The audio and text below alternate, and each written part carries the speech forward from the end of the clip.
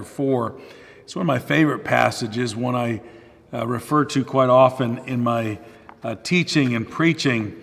And the Apostle Paul is writing, and he says, therefore, seeing we have this ministry as we've received mercy, we faint not.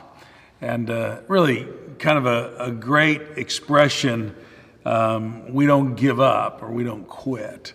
That same expression is used in 2 Corinthians 4, verse 16, for which cause we faint not, though our outward man perish, yet the inward man is renewed day by day. And so Paul is given some admonition here specifically not to give up in the face of hardships. And I'm sure that some of you have had the thought over the last few days, boy, I don't know how much longer I can do this or I can endure this. My dad instilled this lesson in us as kids early, and probably in never more profound a way than when I was a freshman in high school. I'd played varsity football and varsity basketball as a freshman, and we came to the spring season. I always played baseball, and I don't know what prompted me to do this. I think maybe a little out of spite and a little bit out of just stupidity. I decided I was going to run track instead of play baseball. So I went to track the first 2 days, and should have been smarter than this. They had us do all this running. At the end of the second day, I got in the car to go home, and I said, Dad, I think I'm going to quit track and play baseball. He said, well, you'll be a lot better at baseball than you were at track. I said, well, that's what I'm going to do. He said, well, you can do that next year. You can't do it this year. I said, well, I don't want to do all this running stuff. He said, well, let me tell you something. He said, you have the good fortune to have been born into a family that doesn't quit. We always finish what we start. And I'm telling you, the most miserable sports season I ever had in my life was that track season. And every day I'd go to track, I'd watch all those kids playing baseball and thinking, man, that's where I should have been. And now this is what I've got to do. And I learned how to endure. And you're going to have to learn how to endure. You're going to have to learn how to endure this season that we're in this moment. To faint means not to lose heart, or means to lose heart. Not to faint is not to lose heart. And it's really found all throughout the scriptures. Luke 18:1, Jesus said, men ought always to pray and not to faint. Galatians 6, verse 9, be not weary in well-doing, for in due season you'll reap if you faint not. And then in Revelation chapter 2 and verse number 3, Jesus said to the church at Ephesus, thou hast borne and hast patience, and for my name's sake hast labored and has not fainted. So apparently it really means something for us, not just on a physical level, but in a spiritual way, to develop staying power, to learn how to endure and to not faint. This is a rich chapter. And I want to give you some insights here on how to build a life that I'm going to call is built to endure, that won't give up and won't faint. And there's just some real obvious big picture principles. Number one, if we're going to build a life of endurance, we've got to rely on the strength of God's power.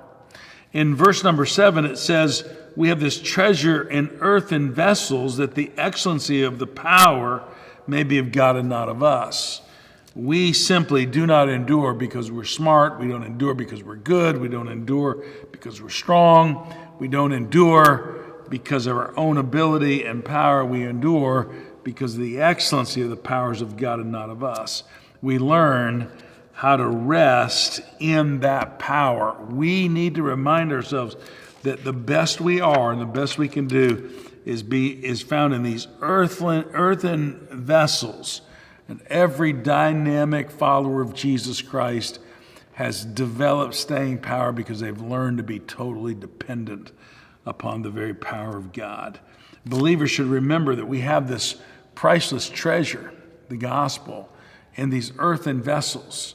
And it is only through the power of God does the gospel find its way in and out of our lives in a way that impacts others. So if you're going to be a person that endures and not faint, you got to rely on the strength of God's power. But number two, you got to learn from the experience of brokenness. You know, when he says in verse number 8, We're troubled on every side, yet not distressed. We're perplexed, but not in despair. Persecuted, but not forsaken. Cast down, but not destroyed. And then he goes on and talks about what that means to us. He's actually saying you're going to experience this adversity through the problems that you have in life. And further, you're going to experience adversity through the pain that comes into your life. And what Paul is saying is that these adversities, these struggles, are means by which God builds strength in us.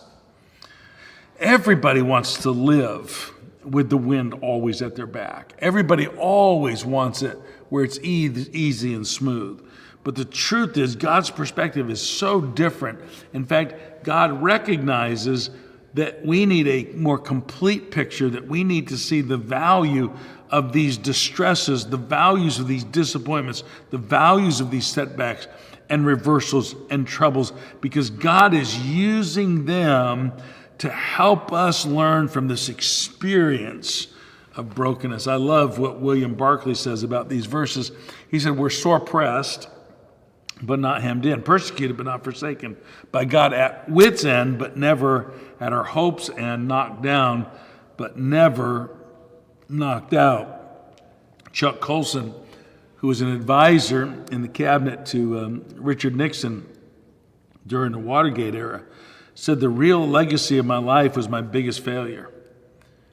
That in truth I was an ex-convert. My greatest humiliation, being sent to prison, was actually the beginning point of God's greatest use of my life. He chose the one experience that I could not glory in so that he could get the glory from my life. You see, God is going to use these experiences of struggles and adversities to build the character through the brokenness in your life so that you can be a person with staying power, that you can endure through hard times. And then if we're going to be a person of endurance, somebody that survives difficult times, then we need to cultivate and really reorient our lives around biblical priorities. At the very end of this chapter, Paul talks about these priorities. He reminds us that the way that we look at life is so oftentimes inside out and upside down in comparison to the way God looks at life. One of the great truths that you get is that you're not strong through the arm of the flesh, but you're strong through the eyes of faith. See, we don't walk by what we see. We don't walk by sight. We walk by faith. And so we gather these faith priorities. They're laid out clearly here. First, there's the priority of the inner man over the outer man. See, this is contrary to what the world teaches us. All the distress in our physically fit age is that if you work out, eat healthy, reduce stress, take care of your body, then you're going to survive.